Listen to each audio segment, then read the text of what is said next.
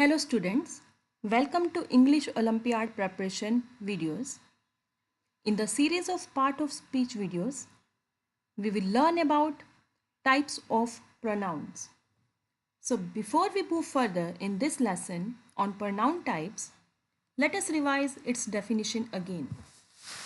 So pronouns are the words that replace nouns, right?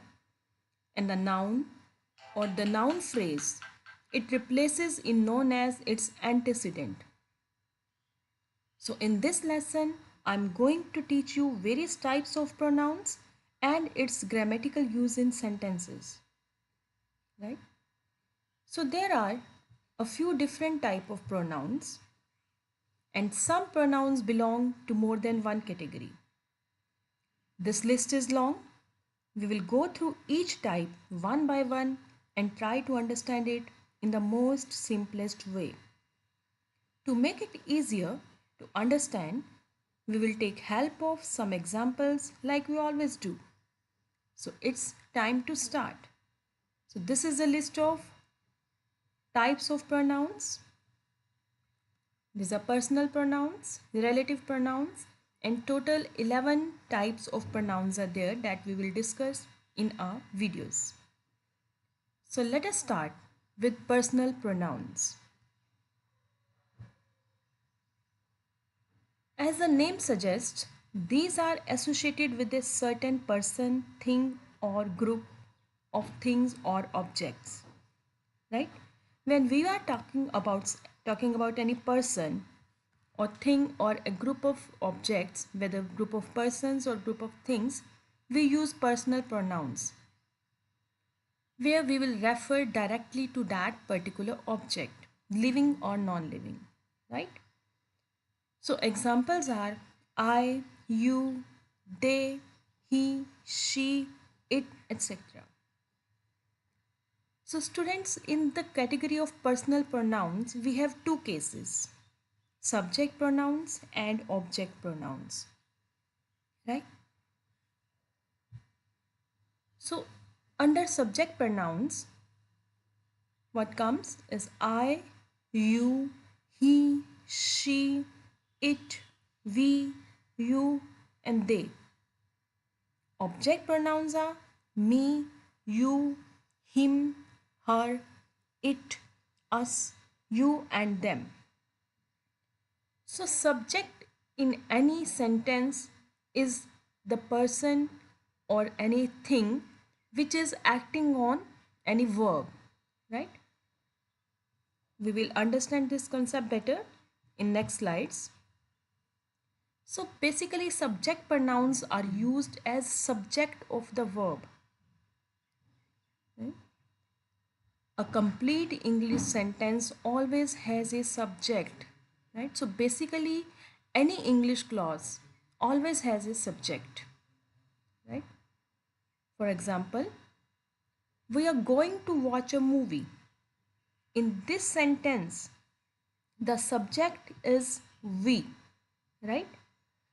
And going to watch a movie is basically the action that this subject is performing, right?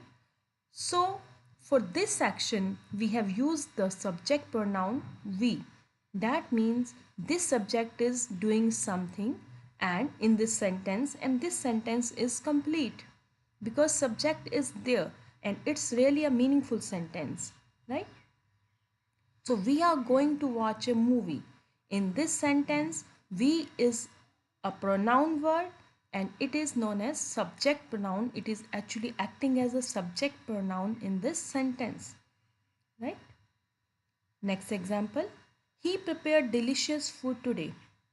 Preparing delicious food is a type of action, is basically an action that this subject is performing, right?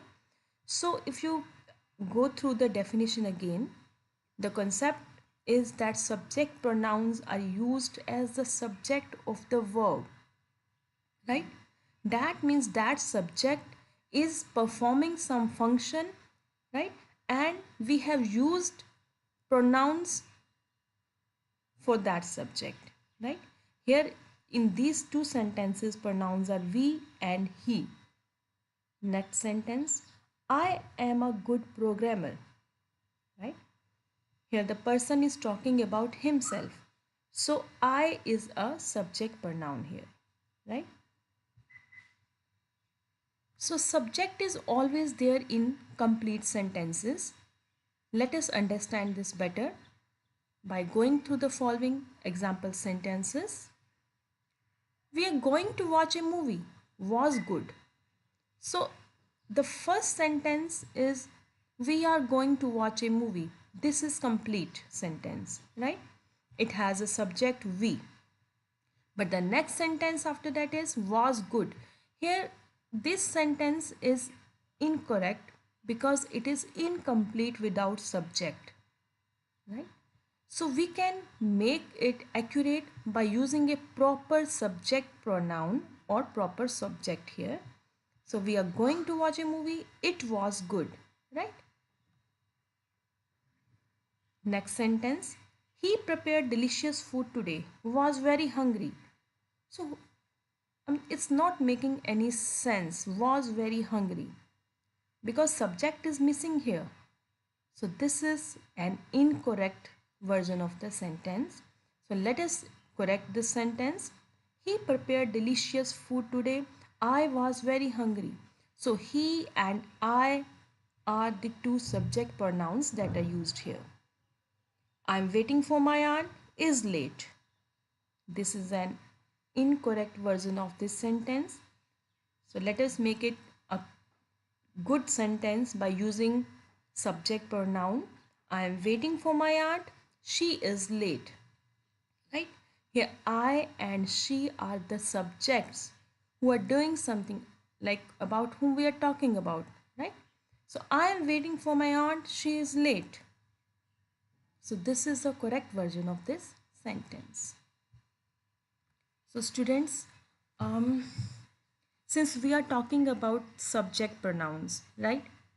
So we must understand the role of the function of dummy subjects in some sentences. So we use dummy subject in case there is no subject attached to the verb in a clause and if the real subject is placed somewhere else in the clause, right? So you must understand this properly. Like there are some clauses in which no subject is attached to the verb directly, right? Or in some cases, the subject is placed somewhere else in the clause and it is not attached to the verb directly, right? In that cases, we need to complete the sentence by using dummy subjects. So for these situations, there are two dummy subjects in a sentence, it and there. These are called dummy, artificial or empty subjects. So dummy subject, let us check some example sentences. There was a crow, right? There is a glass of water over the table, right? A terrible accident happened there. Hope is there. There is a hotel. Dummy subject it. It is raining. It will be morning soon. It's always good to have a walk in the morning. It's important for the kids to play. It's sunny outside. Right? So these are all the dummy subjects used in these sentences. So students, basically a sentence and in English always have a subject, right? So if we talk about imperatives English clauses like have fun, work hard, be polite, etc. So let us leave imperatives English clauses. All other English clauses must have a subject, right? So next we will learn about object pronouns. So personal pronouns can also function as an object of the verb or preposition. So main thing to understand here is object of the verb or preposition, right? So using pronouns as object of the verb, Soha can help you. Here Soha is acting as subject who need to help someone, and like we can say Soha can help you. Here you is the object pronoun, right? I can see you. You is acting as an object pronoun for the verb see. I'll not tell them. Mother taught her.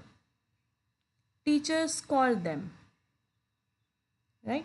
So all these words marked in red, they are acting as object pronouns here. Using pronouns as object of the preposition. Teacher is waiting for him. Don't work for him. Soha speak to them. So here for, them, to are all prepositions, and object pronouns are acting for the, they have been used for these prepositions. Mother bought green t-shirt for her. Why are you looking at her? We are going for a picnic. Do you want to come with us? Please talk to me. So you can see carefully in all these sentences, the object pronouns are used for the preposition words, right?